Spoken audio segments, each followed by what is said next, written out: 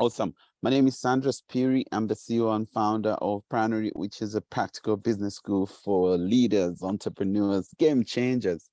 And we do what we do because we want to help you to grow your businesses, grow your relationships, and live fulfilled lives. So today we're going to talk about playing a bigger game, how to empower the 7 areas of life in order to increase your impact, income, and fulfillment. And we've ran this series over the past few weeks. Today, we're going to talk about family, relationships. When it comes to relationships, one of the things that comes up is there is a fear when it comes to relationships. What is the fear when it comes to relationships? And when you're trying to, whether you're trying to build a business or you want to grow as a leader or just generally want to live a more fulfilled life. So the relationship or family fear is fear of loss of love or fear of loss of respect from loved ones. That's the fear that it holds back entrepreneurs, it holds people back. They struggle to move forward because they're thinking that if I pursued this career, what would my parents say? What would my partner say? What would the people that I love say?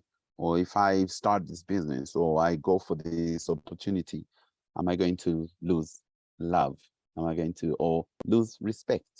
Okay. There's certain people will say, I want to start this type of business, but people shouldn't know it's me because, or my family shouldn't know, or my family doesn't approve. So today we're going to talk about 5 ways to level up your relationships. Okay, so 5 ways that will help you to level up your relationships. So number 1 is understand each other's values. Okay, understanding each other's values. What does this mean? According to Dr. John DiMartini, everybody has got a hierarchy of values. And these values are not platitudes. These are not like morals and ethics saying integrity, hope, faithfulness. No, we're talking about what are the things that you love? What are the things that you spend your time on? Things you talk about, things you spend money on, the things that you just do. Okay. And there is a test, by the way, that you can take to find, an exercise you can do to determine your hierarchy of values. But if you just look around you, like, what are the things you carry all the time? What are the things you have money for? And what are the things that energize you? So think about it this way. For certain things, you're broke. If somebody says, hey, I've got this opportunity, like, I don't have money. But for other things, you beg, borrow, steal in order to make things happen. Okay. So that shows you what's important to you. And everybody has got a set of values, and it's as unique as your fingerprints. So no 2 people have got exactly the same set of values. So if we give you an example, for me, my hierarchy of values, like right on top, is education. So it's personal development education. And then there is money. And then there is entertainment. And then there is fitness, and then there's family. So if somebody looks at that like, oh, but you must have family as number 1. I can say that, but reality is my life shows something completely different. And then my wife also has got a different set of values. Okay, so she's like women empowerment, then family, then money in family, like that.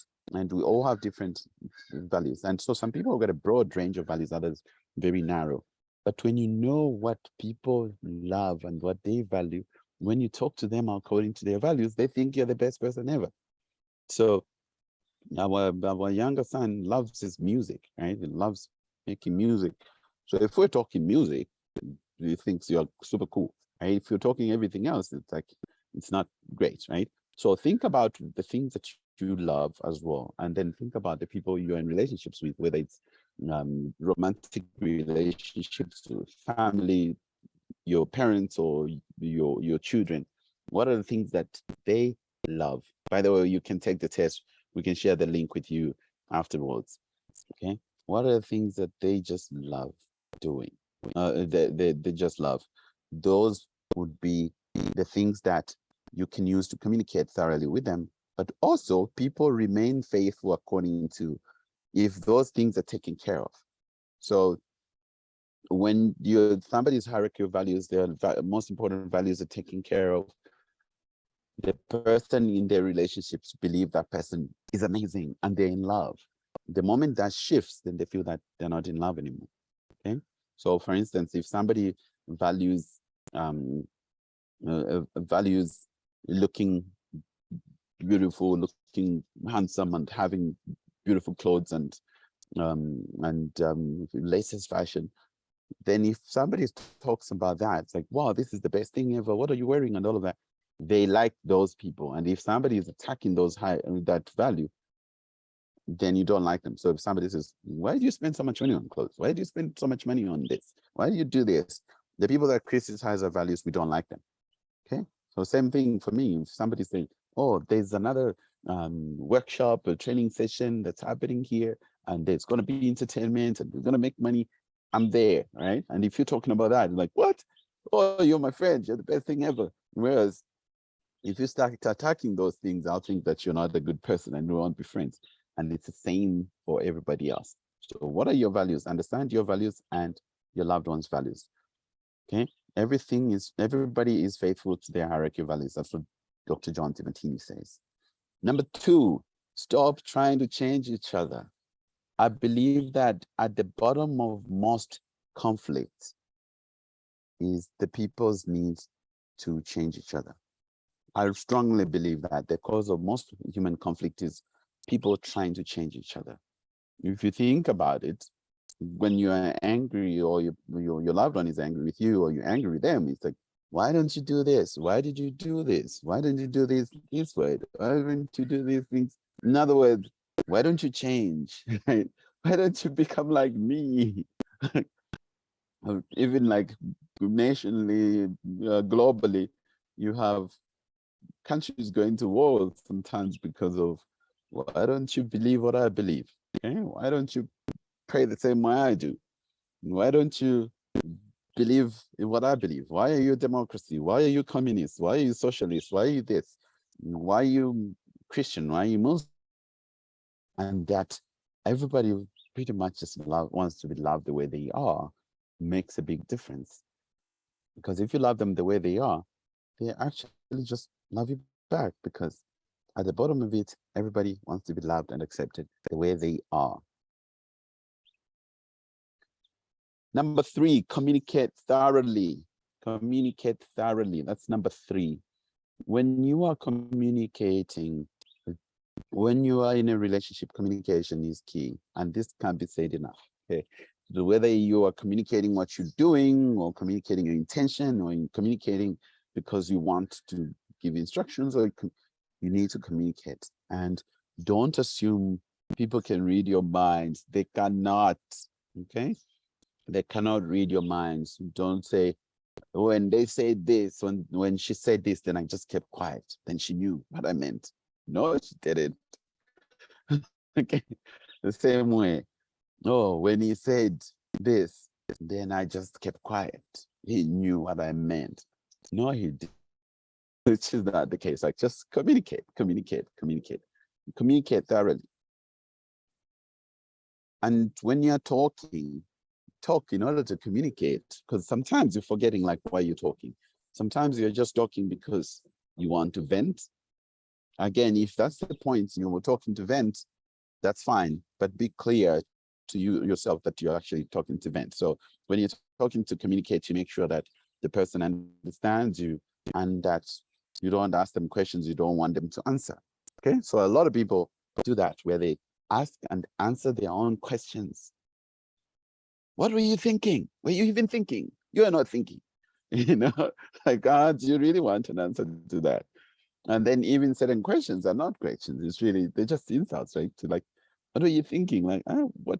No, were you thinking? Like, what am I supposed to say to that? Okay. So when it comes to relationships, close relationships, when in terms of conflict, very important, when you're charged, you're angry. When they say that breathe and count up to 10, that is super powerful, because it gives you a gap between just the stimulus and response, that in that space you could change your answer. But something, and that is very difficult to do, but something that helps significantly, that helps in a big way, is to ask yourself, what do I really want right now?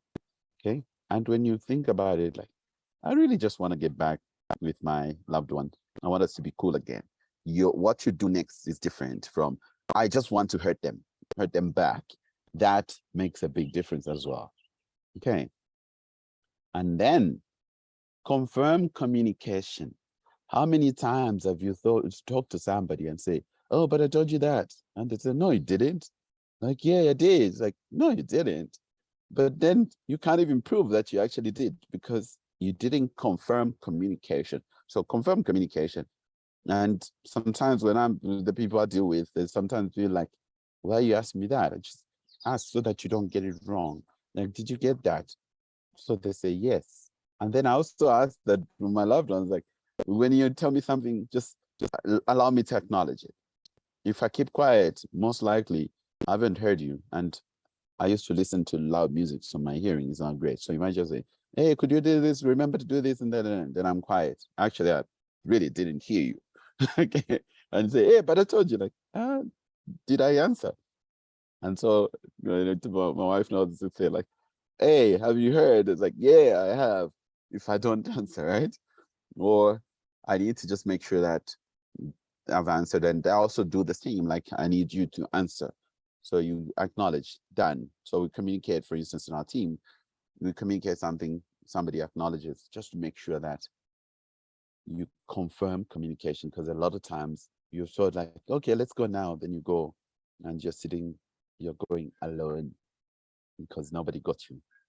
Then with that, very important is that you listen, and listening to understand, not listening so that you can answer. Very, very big difference there, that a lot of people are just waiting to just say what they want to say because their mind is already made up. But if you're not listening, you actually get into a conversation and leave the conversation with the same mindset you got in with. You learned nothing. Okay? You need to listen more than you speak. Again, people say that a lot. Like, we got 2 ears on one mouth, meaning we should listen twice as much as we speak. But that's really hard for some people, again, based on personality. But it's important that you listen. And just also, when you're listening and the person, we feel like you know what they're going to say, don't finish their sentences. When you listen, it's important to think about it in terms of, why would a normal, reasonable person be saying that right now? And you listen differently. Like, I wonder what's going on that they would say that. And you listen differently, you'll get to understand it. Then number 4, get to the bottom of your fear. Fear, fear, fear. A lot of things, a lot of people are afraid, but they don't know they're afraid. Okay. And we talked about the 7 areas of life. And here we talk about the 7 types of fear as well. And we find that a lot of conflict, actually, at the base of it is fear. At the bottom of most issues is fear. You can quote me then. Okay. This is what I believe. At the bottom of most issues is fear. People are afraid. For instance, anger. Like, when people are angry, you're angry with your loved one, like for what they did or what you think they did or you think they're going to do because you went through their phone, right? But there's a fear there at the bottom of it, like they're gonna cheat, so to speak, or they're gonna go out with somebody else. And the fear is that they might leave me, they might go away, they might move, or they might bring disease, or they might take our resources and take them somewhere else. They might, or um, they might make children somewhere else, which means now the attention goes away or the resources go away, or all of that. Or they might be in trouble, they might be in an accident, they might die, and I might be alone. So it's important that you should go to the bottom of the fear to find out, like, what's the fear about? And with that, you can address some of the most important things. Like, beyond that, like, I'm angry. Why am I angry? I'm angry because I was offended. Why was I offended? Actually, you made me sound stupid. But at the base of that, like, if I sound stupid, what does it mean? it means that bully was right, or that person was right, or it means I'm not going to get a job, or I'm not going to do this, or I'll lose money, I'll lose respect. And if I lose that, then, something else is threatened. So very, very important to get to the bottom of your fear. Again, if things like control, when you people with control issues are afraid, okay? You're afraid of what will happen if I'm not in control. I'm afraid that my partner will mess up. Hey, what are you doing? Let me see. Can you check? Can I do this? Can I do that? No, everybody do this. Do this now. Because you're afraid, there is fear that things will go bad. So just really, really get to the bottom of your fear. Okay. And then number 5, last, is show gratitude and love. With this one, it's showing it. Okay. Show gratitude and love. So few exercises that we do, that I recommend that you do, things like sitting around as a family, or you and your partner, or you and your child, or you and your parent, and just say, what I love most about you is, and tell them what you love most about them. Okay. Do this exercise. What I love most about you is. And this is not the time to say, what I love most about you is, but, okay, there's no but here. It's like, don't go but, just talk about what you love most about them, and just go and just tell them. And a lot of times people don't know, and they'll be very grateful that you told them. So do that exercise. It's super powerful. And you don't even have to wait for them to say it back, but say it. If you want, you can set it up as a session like, hey, I want us to do this appreciation session. What I love most about you is. We do that even at Pranary, at the end of most of our programs, that we do this.